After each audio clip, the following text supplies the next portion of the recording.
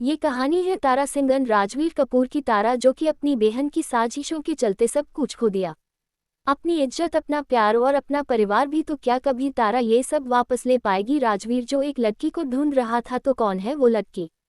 क्या राजवीर कभी ढूंढ पाएगा उस लड़की को? तो क्या कभी राजवीर और तारा मिल पाएंगे? और कौन है राजवीर के बच्चे की माँ?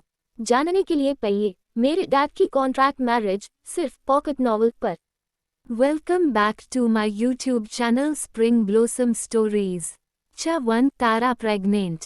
एक 20 साल की लड़की जो कि हमारी कहानी की हीरोइन है, जिसका नाम तारा सिंह है। तारा अभी हॉस्पिटल के बाहर खड़ी थी। तारा हॉस्पिटल के अंदर चली जाती है। तारा 8 मंथस प्रेग्नेंट है और इसी वजह से तो तारा हॉस्पिटल में चेकअप कराने आई है। तभी तारा के हाथ से डॉक्टर का अपॉइंटमेंट पेपर नीचे गिर जाता है। तारा का बेबी बम बहुत बढ़ चुका था, जिस वजह से उसे नीचे झुककर फॉर्म उठाना नामुमकिन था। तारा के साइड में एक कपल था, जिसमें से लड़की प्रेग्नेंट थी और लड़का उस लड़की का ख्याल रख रहा था। वो लड़का बहुत ज़्यादा केयरिंग था। उन दोनों को देखकर तारा उदास हो जाती है, उसकी आंखें नम हो जाती है। तारा नीचे झुकने ही वाली थी, तब वहां पर एक नर्स आती है। जब नर्स देखती है कि तारा प्रेग्नेंट है और वो नीचे झुककर फॉर्म उठा रही थी, तब वो नर्स तारा के पास जाती है और उसे रोककर वो खुद वो फॉर्म नीचे झुककर उठा लेती है। वो नर्स तारा के हाथ में वो फॉर्म रख देती है। वो नर्स तारा से पूछती है, मैम क्या आप अकेली है और आपके हस्बैंड कहाँ पर हैं? क्या वो आपके साथ नहीं आए? जिस पर तारा उस नर्स कहती है, मेरे हस्बैंड काफ़ी बिजी थे इसलिए वो नहीं आ पाए। तब नर्स बोलती है, इस बड़ी ही हालत में आपको आराम करना चाहिए, आप ज़्यादा टेंशन ना ले, सब ठीक हो जाएगा।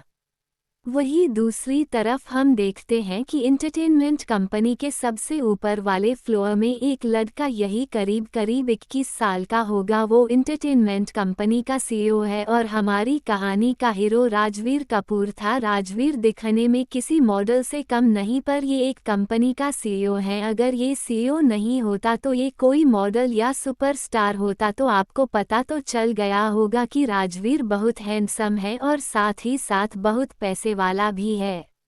राजवीर अपनी रोलिंग चेयर पर किसी राजा की तरह बैठा था। उसका एटीट्यूड किसी राजा से कम नहीं है। राजवीर फोन पर किसी आदमी से बात कर रहा था। राजवीर उस आदमी से कहता है, क्या उस लड़की के बारे में कुछ पता चला? जिस पर फोन की दूसरी तरफ का इंसान कोई और नहीं, राजवीर का असिस्टेंट राघव था। राघव राजवीर से कहता है, बॉस उस लड़की के बारे में कुछ भी पता नहीं चल पाया। तभी राजवीर उससे कहता है, उसकी तलाश जारी रखो और जैसे ही उसके बारे में कुछ पता चले मुझे बता देना। राजवीर सिर्फ अपना सर हिला देता है और राजवीर अपने ख्यालों में खो गया।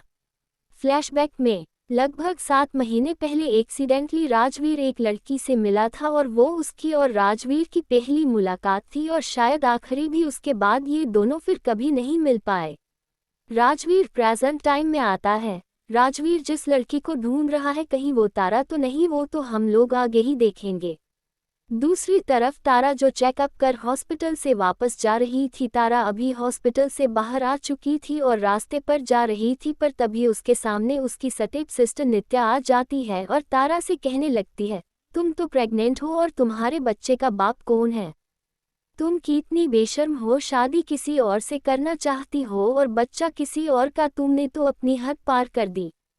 तारा को तो कुछ समझ नहीं आ रहा था, लेकिन नित्या अपनी तिखी आवाज में तारा से कहती है, मैं तुम्हें तुम्हारे इरादों में कामयाब नहीं होने दूंगी। तुम किसी और के बच्चे को राहुल का बच्चा कैसे कह सकती हो? और तुम ये चाहती हो कि राहुल इस बच्चे को अपनाए, जबकि यह बच्चा उसका है ही नहीं। अब बहुत हो चुका था। तारा की आंखें लाल हो गई थी, लेकिन लास्ट वाली बात सुनकर तारा के गुस्से की हद पार हो गई थी। वो गुस्से में नित्या से कहती है, ये तुम क्या बोल रही हो? तुम ऐसे कैसे बोल सकती हो? ये बच्चा तो राहुल का है, किसी और का नहीं। नित्या तारा से कहने लगती है, तुम राहुल को ब्लैकमेल करके उससे शादी करना चाहती हो? तुम इस बच्चे की मदद से राहुल को ब्लैकमेल करना चाहती हो ना?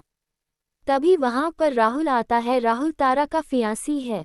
तारा राहुल और नित्या से कहने लगती है, तुम दोनों मजाक कर रहे हो ना? राहुल ये बच्चा तुम्हारा है ना, बताओ ना राहुल कि ये बच्चा तुम्हारा है। लेकिन राहुल तारा से कहता है, नहीं यह मेरा बच्चा नहीं है, पता नहीं तुम्हारे पेट में किसका बच्चा है, मैं तुमसे शादी नहीं कर सकता, मैंने एंगेजमेंट तोड़ दी है, अब तुम्हारा और मेरा कोई रिश्ता नहीं है, मैं नित्या से प्यार करता हूँ और उसी से ही शादी करने जा रहा हूँ। नित्या राहुल से कहती है, बेबी चलो यहाँ से, हम इन जैसे लोगों को मुंह नहीं लगाते। नित्या राहुल को वहाँ से ले जाती है। तारा को कुछ समझ नहीं आ रहा था, वो शॉक में खड़ी थी, वो सोचने लगती है, नहीं, नित्या जरूर मुझसे झूठ बोल रही है, वह राहुल को मुझसे छीनना चाहती है, ये राहुल का ही बच्चा है, अगर ये बच्चा राहुल का नहीं है तो किसका है। तारा की आंखों में आंसू थे लेकिन आंसू नीचे नहीं गिर रहे थे। तारा ने किस तरह आंसू को रोका था उससे भी पता नहीं चलता। तारा किसी मूर्ति की तरह रास्ते पर जा रही थी, लेकिन तभी तारा का एक्सीडेंट हो जाता है। आसपास के लोग जब देखते कि एक लड़की का एक्सीडेंट हो गया है तो एक आदमी तारा को हॉस्पिटल में ले जाता है। तारा को हॉस्पिटल में ले जाया गया। डॉक्टर्स तारा को इमरजेंसी वार्ड में ले जाते हैं। तारा का बहुत खून बह चुका है, उसकी हालत बहुत खराब थी, जिस वजह से डॉक्टर्स को तारा की डिलीवरी जल्दी से करनी पड़ी। आगे क्या होगा जानना है तो प्लीज़ स्टोरी को अपना प्यार दीजिए। स्टोरी नेम मेरे डैड की कॉन्ट्रैक्ट मैरिज।